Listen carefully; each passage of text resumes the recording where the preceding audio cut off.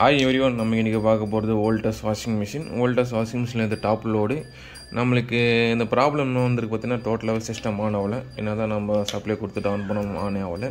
But இது ready பண்ணுறதுக்கு முன்னாடி எப்படி இந்த சிஸ்டம் ஒர்க் பண்ணுறது தான் நான் சொல்ல போகிறேன்.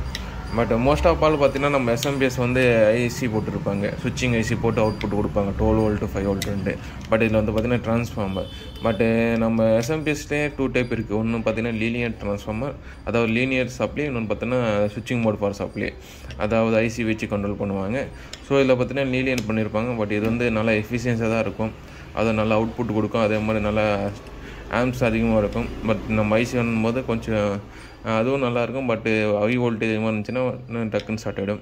பட் இது எப்போ ஓவர் ஹை வோல்டேஜ் வருதோ அந்த டைம் மட்டும்தான் ஸ்டார்ட் ஆகும். பட் இதில் என்ன ஒரு டிஸ்அட்வான்டேஜ்னால் 250 வோல்ட் கொடுக்கும்போது உங்களுக்கு 5 வோல்ட் 12 வோல்ட்டு கரெக்டாக பிரித்து கொடுக்கும். அதே 200 வோல்ட் வரும்போது பார்த்திங்கன்னா இந்த எஸ்எம்பிஎஸ் லோ வோல்டேஜ் ஆகிட்டு அவுட்புட் வந்து ஃப்ளக்சுவேஷன் ஆகும். அதனால் பார்த்திங்கன்னா அந்த உள்ளே இருக்கிற சிஸ்டம் வந்து டேமேஜ் ஆகிட்டு இருக்குது. அதில் பேஸ் பண்ணி டெவலப் பண்ணுறதுக்கு தான் எஸ்எம்பிஎஸ் வந்துச்சு. ஐசி, அதாவது சுவிட்சிங் ஐசி வச்சு மாடிஃபை பண்ணாங்க. பட் அது என்ன பண்ணோம் பார்த்திங்கன்னா உங்களுக்கு 230 வோல்ட்லேருந்து 200 வோல்ட் வந்தால் கூட இன்புட் எவ்வளோ தான் கம்மி வந்தாலும் உங்களுக்கு 200 வோல்ட் வரையும் அது வந்து 5 வோல்ட் 12 வந்து ஃப்ளக்சுவேஷன் எடுக்காமல் உங்களுக்கு அவுட்புட் கொடுத்துன்னு இருக்கும். ஸோ அப்படி இருக்கும்போது அது நல்லா எஃபிஷியன்ஸாக தான் இருக்கும். பட் இருந்தாலும் அது டிசைன் பண்ணுறது கொஞ்சம் காஸ்ட்லி, ரொம்ப சிஸ்டம் எல்லாம் வேணும். பட் இது சிம்பிளாக ஒரு ட்ரான்ஸ்ஃபார்மர் வச்சு 2 வோல்ட் 5 வோல்ட் பிரித்து கொடுத்துடலாம். ஸோ நம்மளுக்கு இது ஆனாவில் அதை பற்றி தான் பார்க்க போகிறோம். இது ரெடி பண்ணிட்டு ஃபைனலாக உங்களுக்கு காமிக்க போகிறோம். பட் அதுக்கு முன்னாடி இதில் என்னென்ன கனெக்ஷன் இருக்குன்னு பார்க்கலாம்.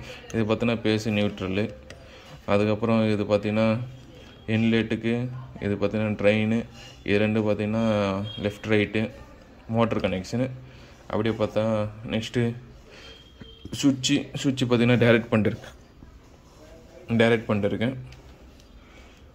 அதுக்கு நெக்ஸ்ட்டு ப்ரெஷர் சென்சார் கனெக்ஷனும் பார்த்துங்க. டோட்டலாக சிஸ்டம் கனெக்ட் பண்ணிட்டு ஃபைனலாக டெஸ்டிங் கொடுக்க போகிறோம். பட் என்கிட்ட இதனோட மோட்டர் இல்லை. பட் இருந்தாலும் நம்ம கிட்டு இருக்குது பார்த்திங்களா, அந்த கிட்டில் செக் பண்ணி கொடுக்கலாம். ஸோ லாஸ்ட் வரையும் பாருங்கள். அந்த போர்டு ரெடி பண்ணிட்டு நம்ம ஃபுல் டெஸ்டிங் பண்ண போகிறேன். ஃபைனலாக போர்டு பார்த்திங்கன்னா பேக் சைடு ஃபுல்லாக கட் பண்ணியாச்சு. கட் பண்ணிட்டு என்ன ப்ராப்ளம்னு பார்த்தோம். ஸோ அதை அப்படி பார்க்கும்போது ட்ரான்ஸ்ஃபார்மர்லேருந்து வோல்டேஜ் வரல. ஓகே, ட்ரான்ஸ்ஃபார்மரும் ஹை வோல்டேஜ் வந்து அடி வாங்கியிருக்கு. ஸோ அந்த ஹை வோல்டேஜ் என்ன பண்ணியிருக்கு, 7805 போட்டிருப்பாங்க. ஏன்னா இதுலேருந்து 12 வோல்ட்டு கொடுத்து 7805க்கு இது 0 12 இது 5 வோல்ட்டு. அப்படி பார்க்கும்போது நம்மளுக்கு 5 வோல்ட்டு செக்ஷன் வந்து ஷார்ட் ஆகிருக்கு. பார்த்திங்கன்னா 5 வோல்ட்டு நம்ம செக் பண்ணவே ஷார்ட்டு. ஸோ அந்த மாதிரி 5 வோல்ட் நம்மளுக்கு ஷார்ட் வந்தாவே மைக்ரோ கண்ட்ரோல் ஐசி தான். ஏன்னா 5 வோல்ட்டில் ஒர்க் பண்ணுறக்கூடிய ஒரே ஐசி பார்த்திங்கன்னா மைக்ரோ கண்ட்ரோல் ஐசி தான். 12 வோல்ட்டு ஷார்ட்னா கூட நம்ம ரெடி பண்ணிடலாம்.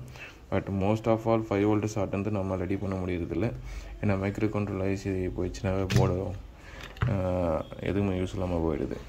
மோஸ்ட் நம்ம மைக்ரோ கண்ட்ரோல் ஐசி கூட சேஞ்ச் பண்ணலாம். பட் ஐசி கிடைக்கிறதில்ல மார்க்கெட்டில். அப்படி இன்கேஸ் கிடைச்சா நம்ம சேஞ்ச் பண்ணி கொடுக்கலாம். பட் இந்த போர்டு வந்து ஃபுல்லாக டெட் கண்டிஷன், வேறு போர்டு தான் மாற்றுற மாதிரி வரும். Thank you friends.